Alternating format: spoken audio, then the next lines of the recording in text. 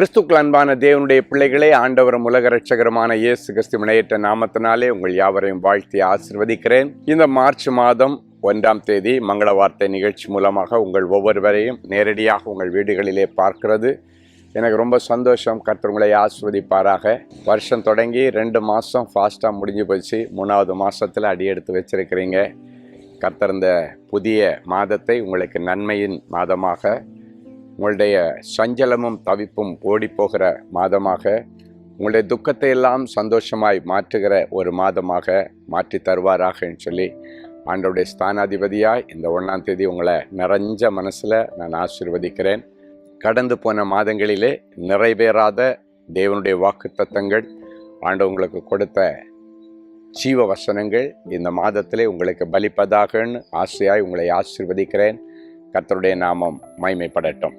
சரி, இந்த 1ஆம் தேதி கர்த்தர் எனக்கு என்ன மங்கள வார்த்தை வச்சிருக்கிறார், எடுத்து வாசிக்கலாமா? ஏசாயா தீர்க்கதரிசியின் புஸ்தகம் 35ஆம் அதிகாரம் 10வது வசனம் இப்படியாய் சொல்கிறது: நித்திய மகிழ்ச்சி அவர்கள் தலையின் மேல் இருக்கும், சந்தோஷமும் மகிழ்ச்சியும் அடைவார்கள், சஞ்சலமும் தவிப்பும் ஓடிப்போகும். நித்திய மகிழ்ச்சி அவர்கள் தலையின் மேல் இருக்கும். யாருடைய தலையின் மேல் இருக்குமோ? கர்த்தரால் மீட்கப்பட்ட பிள்ளைகளுடைய வாழ்க்கையிலே, ரட்சிக்கப்பட்ட பிள்ளைகளுடைய வாழ்க்கையிலே, மனம் திரும்பி ஆண்டவரை இரட்சகராக ஏற்றுக்கொண்ட பிள்ளைகளுடைய வாழ்க்கையிலே, இந்த உலகத்தில் உள்ள அசுஷிகளை எல்லாம் விட்டு ஆண்டவருடைய பாதப்படியிலே வந்து, ஆண்டவரே உமக்கு பிரியமானதை செய்ய எனக்கு கற்றுத்தாரும் என்று சொல்லுகிற பிள்ளைகளுடைய சிரசிலே நித்திய மகிழ்ச்சி தங்கி இருக்குமா? அப்படின்னா இந்த 1ஆம் தேதி இந்த வார்த்தை உங்களுடைய வாழ்க்கையில் பலிக்கணும்னா, உங்கள் ரட்சிப்பின் வஸ்திரத்தை ஒரு விசை கூட நீங்கள் புதுப்பித்து கொள்ளும்படி கர்த்தருடைய ஆவியானவர் சொல்லுகிறார். எந்தெந்த பாவங்களை சென்று போன மாதங்களிலே விட முடியாமல் தவித்தீர்களோ, அந்த பாவங்களை எல்லாம் இந்த புதிய மாதத்துலேருந்து எனக்கு வேண்டாம், இந்த 1ஆம் தேதி ஒரு தீர்மானம் எடுங்க. பல மாதங்கள் தீர்மானம் எடுத்தீர்கள், பல வருஷங்கள் தீர்மானம் எடுத்தீர்கள், ஆனால் ஒன்றுமே பிரயோஜனம் இல்லை. அதன் பிறகு மறுபடியும் விழுந்து விழுந்து எழும்புகிற அனுபவத்திலே இன்றைக்கு நீங்கள் நிற்கிறீர்கள். தேவனுடைய பிள்ளைகளே, நீங்கள் நல்லா இருக்கணும்னு ஆண்டவர் ஆசைப்படுகிறார், நானும் ஆசைப்படுகிறேன். எனவே இன்றைக்கு அனுதினமும் ரட்சிப்பின் அனுபவத்தை நீங்கள் புதுப்பித்துக் கொள்ளுங்கள். அனுதினமும் நீங்கள் மீட்பின் அனுபவத்தை புதுப்பித்துக் கொள்ளுங்கள். அனுதினமும் பாவ மன்னிப்பின் நிச்சயத்தை நீங்கள் பெற்றுக்கொள்ளுங்கள். வேதம் சொல்லுகிறது, முடிவு பரியந்தம் நிலை நிற்கிறவனே ரட்சிக்கப்படுவான். அப்படி இந்த ரட்சிப்பு, மீட்பு என்கிற அந்த பணி ஏதோ ஒரு நாள் ஒரு பாவத்திலிருந்து வெளியே வந்து மனம் திரும்புகிற அனுபவம் அல்ல. அனுதினமும் அந்த மனம் திரும்புதலின் கனியை கொடுக்கிற பிள்ளைகளாக தேவனுடைய பிள்ளைகள் இருக்க வேண்டும். இந்த 1ஆம் தேதியிலிருந்து நீங்கள் இதை கண்டிப்பாக உங்களுடைய வாழ்க்கையில் நீங்கள் கடைப்பிடிச்சு ஆண்டவருக்கு பிரியமில்லாத எல்லாத்தையும் தூக்கி எறிஞ்சிருங்க. அவைகள் உங்களுடைய சந்தோஷத்தை கெடுக்கிறவைகள், உங்களுடைய மகிழ்ச்சியை கலைக்கிறவைகள், இந்த உலகத்தில் உங்களுக்கு வேதனைகளை கொண்டு வருகிறவைகள். சில நிமிஷங்கள் அது வேண்டுமானால் உங்களுக்கு சந்தோஷத்தை கொடுக்கலாம், சில மணி நேரங்கள் உங்களுக்கு சந்தோஷத்தை கொடுக்கலாம், ஆனால் நித்திய மகிழ்ச்சியை தான் ஆண்டவர் உங்களுக்கு கொடுக்க விரும்புகிறார்.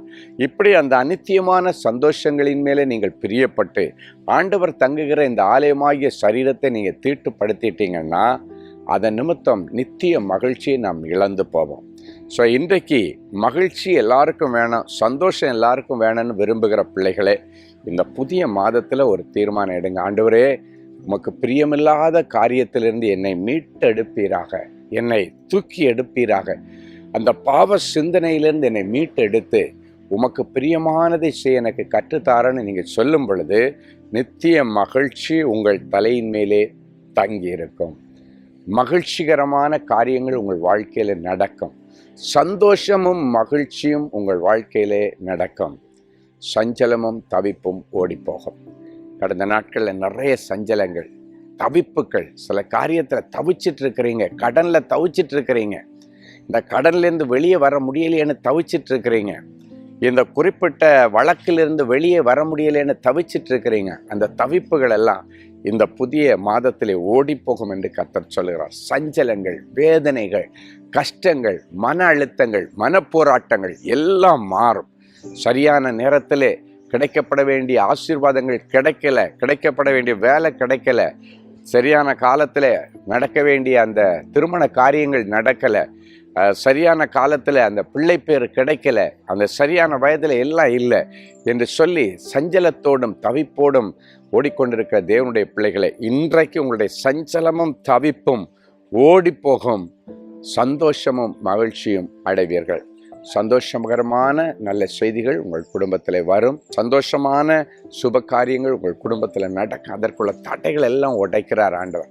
தடைகளை உடைக்கிற ஆண்டவர் உங்களுக்கு முன் போய் வழிகளை எல்லாம் ஆயத்தம் பண்ணி இந்த மாதம் உங்களுக்கு ஒரு நன்மையின் மாதமாக, ஒரு சந்தோஷத்தையும் மகிழ்ச்சியும் உங்கள் வாழ்க்கையில கொண்டு வருகிற சந்தோஷமான காரியங்கள் நிறைவேறுகிற ஒரு மாதமாகவும் அமைவதாக நான் ஆசீர்வதித்து ஜெபிக்கிறேன். கர்த்தர் பெரிய காரியங்களை செய்வீராக. ஜெபிக்கலாமா? அன்பான ஆண்டவரே, உமக்கு நன்றி.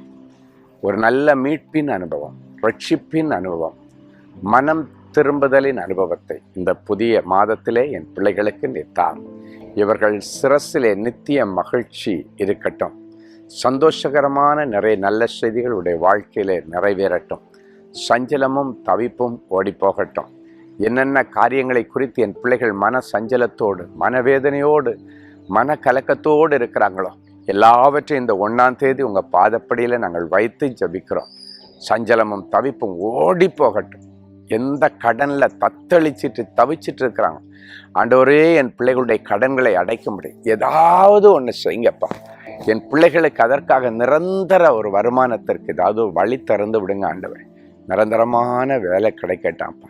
இவர்கள் பிரயாசப்படுகிற தேசத்தில் என் பிள்ளைகளுக்கு குடியுரிமையும் கிடைக்கட்டும், குடியிருக்க வீடு வாசலும் கிடைக்கட்டும், சந்தோஷமாய் வாழ நிரந்தர வேலையும் கிடைக்கட்டும். அது மட்டுமல்ல, என் பிள்ளைகள் எந்தெந்த ஆசீர்வாதங்களினால குறைவுபட்டிருக்கிறார்கள் அவைகள் எல்லாம் நிறைவேறட்டும். எல்லாவற்றுக்கும் மேலாக என் பிள்ளைகளுடைய வியாபாரங்கள் இவர்களுக்கு கை கொடுக்கட்டும். ஊழியம் சிறப்பாக இருக்கட்டும். இந்த 1ஆம் தேதி என் பிள்ளைகளுடைய மன வேதனைகளும் மன கலக்கங்களும் எல்லாம் உங்கள் பாதத்தில் இறக்கி வச்சாச்சு. இந்த மாத கடைசியில் கர்த்தர் எனக்கு என்னென்ன செய்தார் என்று என் பிள்ளைகள் பட்டியல் போட்டு சொல்ல கர்த்தர் அனுக்கிரகம் பண்ணு. இயேசுவின் மூலம் பிதாவே, ஆமென்.